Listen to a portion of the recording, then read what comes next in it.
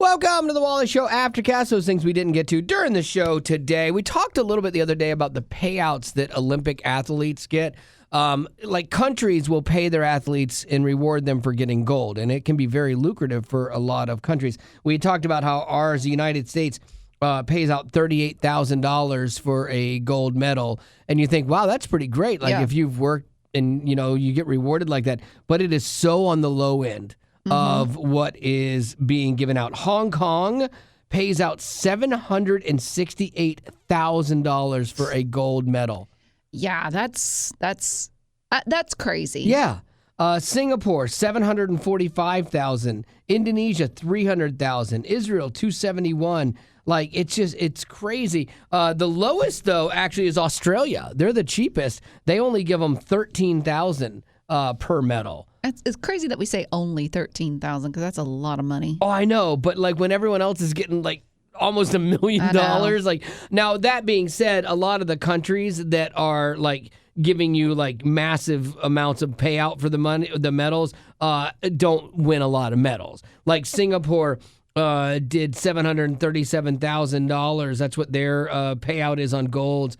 In 2021, but they didn't win any medals that year. The last gold medal they won was in 2016. Oh, geez. Yeah, so I mean they're dangling this carrot of money in front of people, and it just doesn't matter. Please. Yeah, they're not making the cut. So I guess 38,000 being in the United States and actually winning a medal would actually be a good thing. Did you know though that there's not much gold in the medals? There hasn't been gold in them since 1912. They're about 95.4% silver, and then they're coated in gold. So even when you win gold, you're getting silver. Didn't we talk about this last year where they were saying something about it was recycled products or something? Oh yeah, one of them.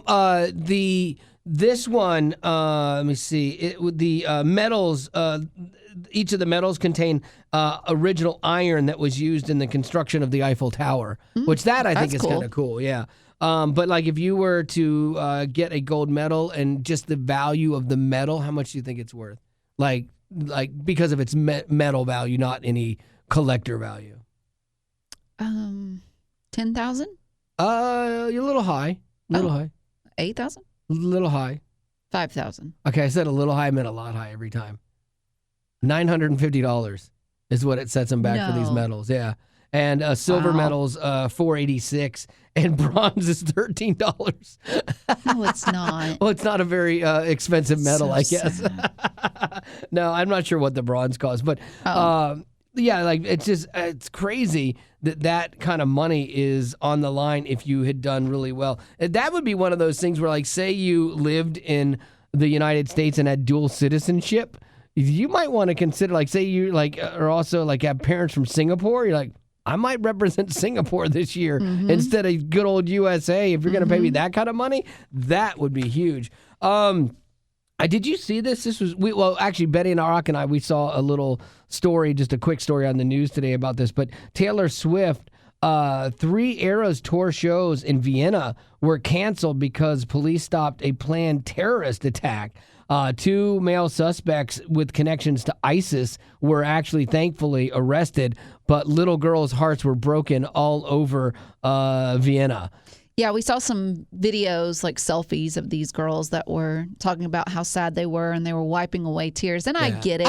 It's frustrating because these 2 men ruined a bunch of plans for a lot of girls that just wanted to have a good time. Right. But I'm so thankful that the cops realized this because can you imagine the tragedy that would have been had this actually happened. And you're forking out all this money to go see the shows and stuff because a bunch of people were from America going to see the shows. This is one of the things I think is absolute garbage. Like, they complain about how expensive Taylor Swift tickets are, and yes, they are expensive here, and they're cheaper in other countries. But then they're like, it's cheaper if I go to see them in Belgium. And it's like, no, if your airfare is $1,500 and your tickets and your hotel and everything like that, there's no way it's cheaper. Well, wait, let's think about this. Let's say you did $1,500 and you had a $200 ticket. You're $1,700 out, and let's say you did 2 nights of hotel at like $250 each. That's $500. You're $2,200. That's a lot of money. That is a lot of money. Like, then that's like bare bones. But I think maybe they're saying it's cheaper because they make a trip out of it. Like, they make it more than just going to a concert. They're saying it's cheaper to go overseas and see her because they're also making it a trip. Well, I know a girl that spent over $3,000 on tickets alone here in the States. And so you're like, okay, well, that would be more expensive if you're buying those seats and stuff like that. But like buying cheap seats just to get in to see the show, and then the math doesn't work for sure because airfare is so expensive to go to Europe right now. But good thing that they stopped this. I'm always fascinated by how they figure something out and they prevent it. You know, these people, it's a 24/7 job. Like the intelligence and their and you don't trust anybody. Like how in the world do you go home at night knowing what you know about the underbelly of this world and sleep? I don't know how they do that. You know, like I would, like you literally just stopped a plot that was going to hurt people at a stupid concert for Taylor Swift. Which that should not even be a thing. You know, like we should not be having to stress about that. But somebody, it's their job to look at all that stuff and make sure. Well, and also, too, I wonder what Taylor Swift did with her spare time because she was planning on doing 3 shows. Sightseeing. Yeah, like what do you do? Well, actually, in a 2019 interview, Taylor said that a terrorist attack at one of her concerts was one of her biggest fears. Oh. Because I guess you got to think about that. Think about the people that were at shows in Vegas when there was a shooting. And Ariana Grande, remember that? She was doing a show. Oh, yeah. And there was a terrorist thing. And, like, she felt, like, massive guilt over it. And, I mean, she didn't do anything wrong or have any, you know, culpability in it. But she was just doing her job. Well, and also, too, this is on the heels of that story where these little girls were going to a Taylor Swift dance party thing. And Taylor Swift wasn't there, but it was just a dance party for any little girl that wanted to come by and dance. It's like a dance class place. And then that random guy came through and did a stabbing. I didn't know that was a Taylor Swift thing. I didn't know that. It was Taylor Swift themed dancing. Yeah. Jeez. But I think 3 little girls passed. That's 2 parents. I don't understand the world. When I look at it, I don't understand it. You have years, decades, millennium of hate that people just keep fostering for other people. And you're generations removed from the original skirmish, and yet people still hate. And that's what they do. They wake up in the morning and decide, how can I destroy somebody? I just don't understand how we got to this place. I mean, I get Cain and Abel. We started in this place, you know, ultimately. And it breaks my heart, you know, because unfortunately, it's not going to end. You know, there's not, if you look at, you know, the Bible has the playbook for life and what's going to happen. And it's like, there's never an end to violence and drama and trauma until Jesus calls it. When he calls it as an end, then it stops, but not until then, you know? And so we always think we want to mitigate it, obviously, but we're not going to ever eradicate it. And I think that's super frustrating, you know. Real quick before we get on to yours, this was a big story that I saw. It's really quick though. Beyond Meat. Do you know what Beyond Meat is? It's like a vegetarian, not vegetarian, but what do you fake meat? Like they don't. Yeah, they don't eat meat. Yeah, like vegan type stuff. Vegan. Beyond Meat. It's a company that does this. The headline was that they've reported better than expected sales in a second quarter, despite continuing weak demand for its plant-based meat. Apparently, last quarter the company sold an astonishing 4 packs of fake burgers to a vegan. And so we wish them well. So they're doing great. Big things happening for the Beyond Meat people. Anyway, what do you got? Okay. I don't think I was following that. It was satire, and I just wanted to give you a buffer between the sadness and yours. So I was trying to give you a break there. So a story, Sally Field and Robin Williams. So I have this story on them where they were filming for Mrs. Doubtfire back in the 90s. And Sally Field talks about how when they were in the middle of filming, she got the call that her dad had passed away from a massive stroke. And of course, it took her by surprise. She was not in the same state. And so she couldn't travel there. she was planned on filming. And so she did her job. She showed up and she started filming, doing all the things. She wasn't crying on set or anything, but being a professional. But Robin Williams did notice that something was off. And so he pulled her to the side and he asked her if everything was okay. And she told him that her dad had passed away. And he was, of course, shocked and asking her, why is she still there? And so he did some changing around and allowed her to be able to go home and be with her family and get plans in order. But they continued filming, but they did the filming around her. Yeah, because when you shoot a film, you don't shoot it sequentially. You shoot it out of order, in essence, and then you go back in editing and you put it all together because you shoot with what makes sense financially or location-wise and things like that. And so sometimes moving those pieces out of the order you've created creates a lot of other headaches and cost. And so the fact that he was willing to do that for her amidst her loss is actually like not a small thing. Like that's a really good thing. I think it says a lot about him and the person that he was. Yeah. We've given Gavin time off to go be a dad. Allowed him to have time. Yes. No, they were saying something about he was given 4 weeks, a whole month. Yeah, that's what our company gives you as paternity. And I guess it's all paid and like you don't have to dip into your vacation days, which is interesting. Like I didn't have that when we had my daughter. It was funny. I told my wife, my wife and I were talking about it, and I was like, yeah, I took 2 days off.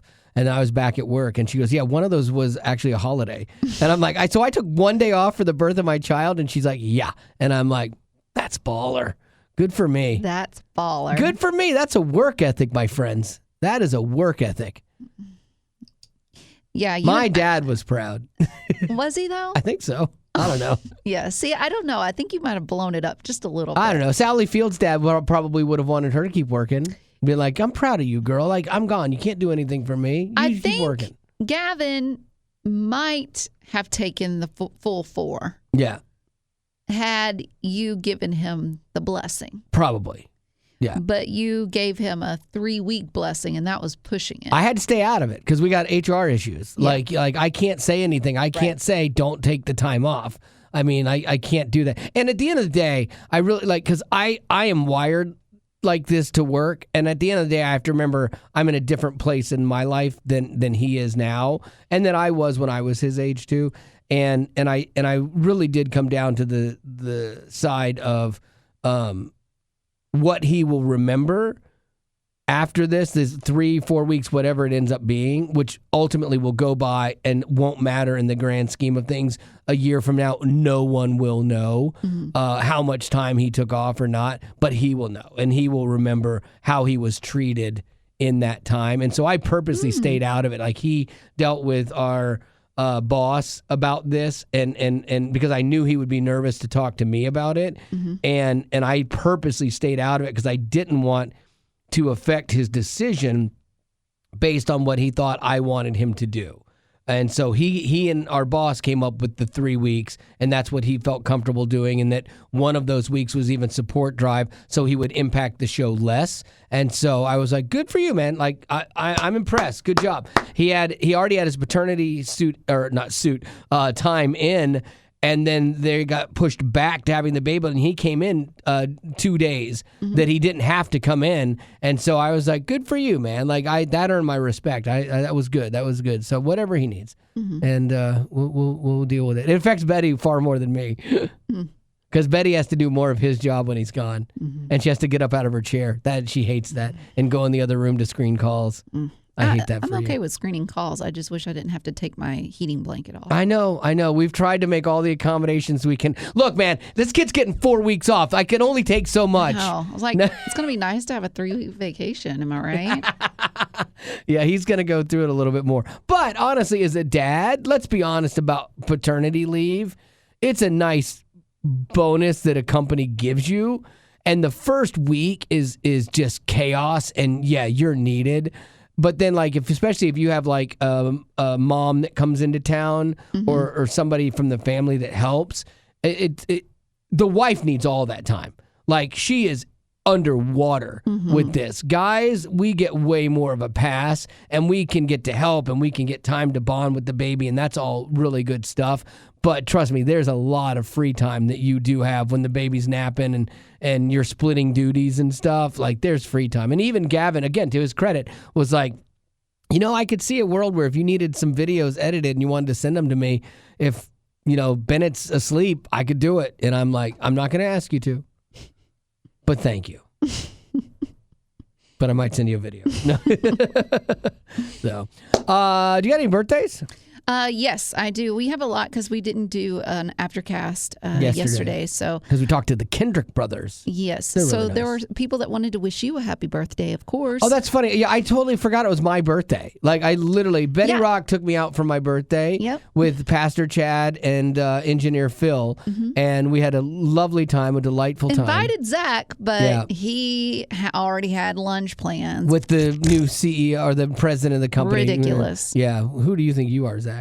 Like, you forgot where you came from. I know you're still from Ohio. And so Betty paid for my meal, which was very kind of you. We went to Chewy's. It was great. Even got dessert. I know. Betty sprung for dessert too. It doesn't happen often. She tipped well. Are out of control. Yeah, it was a really fun time. But it was funny because Betty was like, she was kind of quiet because, like, the three of us are, like, strong personalities, and we will go to lunch and stuff or hang out, and we're very loud. And so we're being very loud, and Betty was kind of quiet. And then at the end of the lunch, she goes, "It is so weird that you guys literally, so many of the things you talked about, it was like I was sitting with my girlfriends." Like, exactly. You guys covered the same stuff. All three of y'all talked about losing weight, Weight Watchers, how you feel better in your clothes. Yes. Then you drama. We talked about drama. You talked about drama. Yes, drama. You also talked about the Enneagram and how you each differ. And it was just everything y'all talked about. I have heard in my own girl groups. I know. Yeah. It is pretty funny. It was really cute. We're more alike than we are different. I just sat there and enjoyed it. It was fine. It was great. It was a lot of fun. So thank you again. Elijah wants to wish Wally a happy birthday. Elijah, the great? Yep. He said, Wally has entertained me since the pandemic, and I am very grateful. I have a very similar sense of humor to Wally and tend to agree with most of what he says. Nice. Thank you, Wally, for what you have done. That's why he's Elijah the Great. Also, Elijah the Great wants to wish Dean the Bean a happy birthday. Said, Dean is one of my best friends in my grade. He is turning 14 and loves everything outdoors. He is also 2 inches taller than I am. Oh, wow. And no matter how tall I get, he is always taller. Then we've got Katie, who wants to wish Zoe Marie, her dog, a happy birthday, as well as Wally. I guess y'all share a birthday. Oh, yeah. Yeah. Is that Katie Mel? Yes. Yeah. Katie Mel, thank you also for the birthday presents. They're in the office now. I appreciate you. Thank you very much. Katie said, my dog Zoe Marie is a good girl and loves her big sister, me. Happy birthday, Wally. Also, my birthday is August 12th. Oh, nice. Yeah, so hers is coming up. The same family. Ethan, guitar shredder guy. Nice. He wants to wish Wally a happy birthday and Bennett. Oh, yeah, I know. It's so funny. I have to think, who's Bennett? Yeah. Oh, yeah, that's right. That is Gavin's best suck-up move yet. It's like to not have the baby the day before and to wait and to tell his wife to wait to have it on my birthday. Rock, take a note. That was pretty good. Nah, more power to him. Ethan said, I think Bennett will have been born on August 7th, a.k.a. Wally's birthday. Wow, so did he predict it? Yeah, Bennett called it. Ethan called it. Also, sing the Wally Show birthday song. I haven't heard it in a while. We will, because Lucy wants to wish Jackson a happy birthday. Okay. Today, he's turning 13, and she said, hey, can we sing the happy birthday song to Jackson? Happy birthday from all of us to you. Wish you was a birthday so we can party too. Hey! It's so funny because I got that from I think it was Logan's or something, or one of the steakhouses. And then when I was at a steakhouse the other day, they were doing a birthday for some guy, and they made him sit on a saddle and everything. They're like, okay, y'all, we're going to sing the birthday song. And so I'm sitting there and I'm all excited, and I jump the gun. I'm like, happy. And they don't do that one. I'm like, oh, guys, really? They just do like a yeehaw. But I was all in, man. Of course you are. You always are. John wants to wish his wife Elizabeth a happy birthday. She's celebrating today. Said, that's the Clausens. Oh, okay. How do I know all these people? Like, I don't know. because we interact. Elizabeth loves to spend time with family and enjoys kayaking and traveling. So happy birthday. Yes. Happy birthday, Elizabeth. All right. We got a question from Elijah the Great. Hypothetical question for Wally. Hayden, your hypothetical son, submits a very similar birthday request to Wally. Very nice and appreciative. What is Wally's reaction? Did Haley send me one too?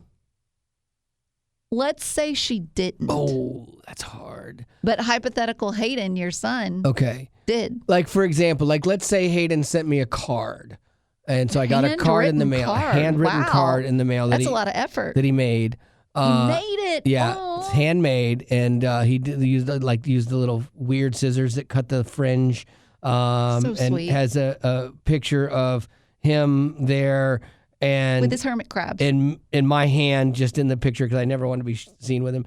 And so you just see my hand there in the photo, and I would take that and I would keep it there, and then I would wait to see if Haley sent me a card. Okay. And then if Haley did not send me a card, I would just cross his name out and write Haley on it.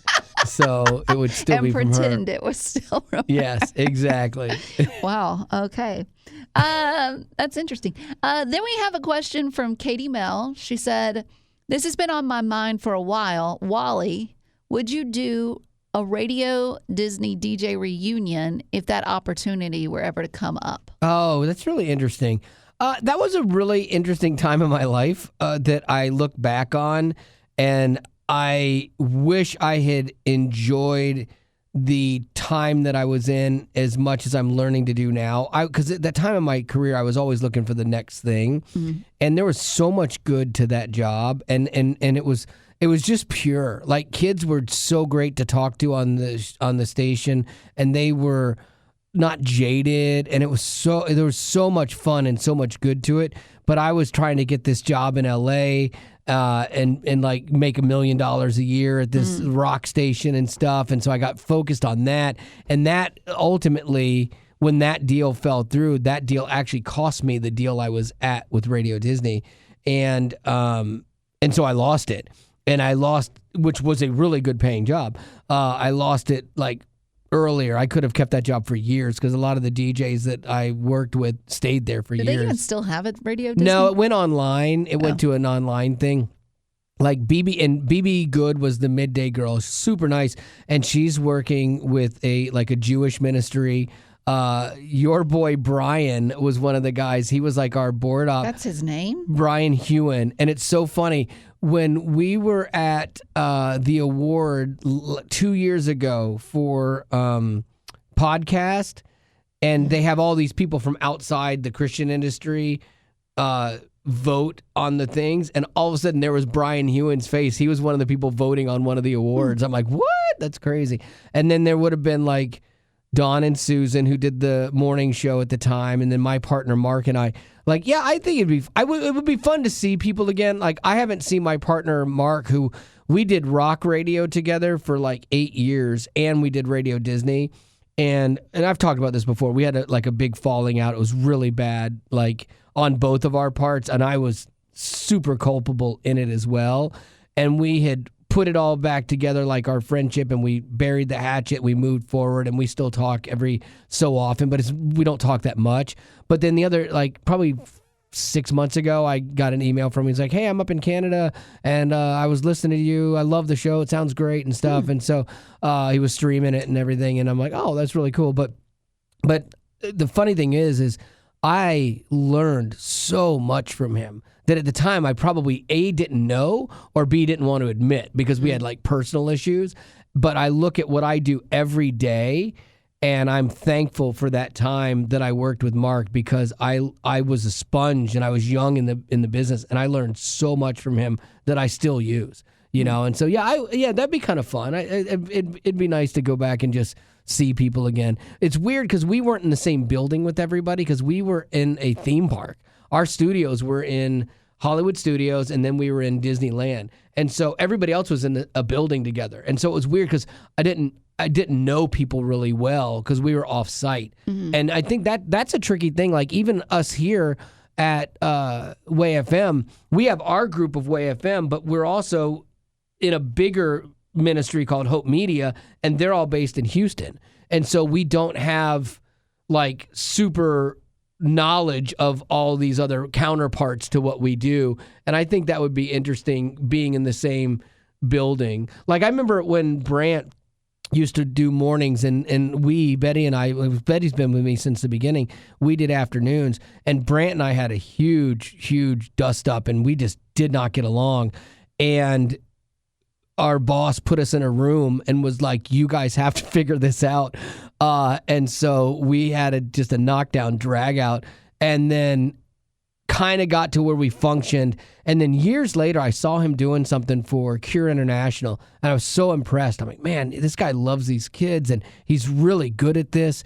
And I saw him in a different light, and then like he and I kind of talked through everything.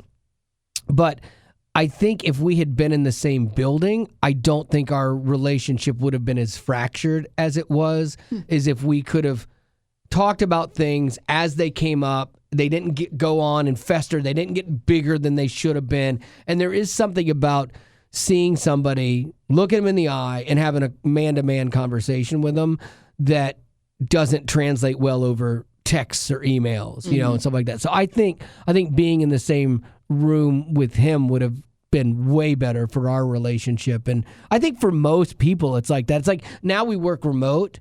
And, a lot of companies are like, hey, we want you back in the building. And like, I can work just as effective from home. But you feel alienated from that team. And it's real easy when something doesn't go well to think the worst of somebody and that they're not doing their job because you don't see them doing their job. If you see them overworked and stressed, you go, oh, yeah, I got to give them a little bit of slack. But if you're like, if you don't see any of it and they're like, they're at home, what are they doing? That's what I do. I jump right to that place. I'm a jump to conclusions, Matt kind of guy for sure. So, well, there you go. That was all those questions. So I guess the answer was yes. Yeah. Betty's like, why didn't you just start with yes? And then we could have been done 10 minutes ago after that diatribe. No, that was fun. That's what the people want. So all is well. Well, that is that for this Aftercast today. We are going on Aftercast hiatus for a hot second. We apologize. And podcast all as well. It. Yeah. Nothing bad has happened. It's support drive. Sad that you have to say that. I know. And that's just my life. So support drive is happening starting tomorrow through next Friday. And so that just consumes our lives. But you know what? Again, if you ever want to support the ministry of Way FM, because that's what makes the Aftercast possible, you can do so. And we love when we're in here doing the, fighting our way through support drive, and we'll see somebody, so-and-so, and they're a potty from wherever. That always makes my heart feel good. It's like, oh, that's so nice to see. When they ask you for the reason as to why you're giving, if you say that you're a Wally Show potty, that really helps. Yeah, because our people look at the podcast stuff too, and it's impressive. So just whatever. If you want to help out, that's fantastic. We'll get into it tomorrow, wayfm.com, or you can text the word give to 91979 and help out that way as well. But there you go. That's going to do it for your Aftercast for today. And as always, thanks for being a potty. Growing up in poverty has never been easy for children, but with the added challenges of the pandemic, conflict, and natural disasters, families around the world are facing an unprecedented food crisis. Unfortunately, those who are already hungry are now even more desperate. But by sponsoring a child through compassion, you can help provide life-sustaining essentials such as food and clean water. And with your compassionate support, that child can not only survive, but also flourish. You can find out how and choose a child to sponsor when you click on the compassion banner at wayfm.com.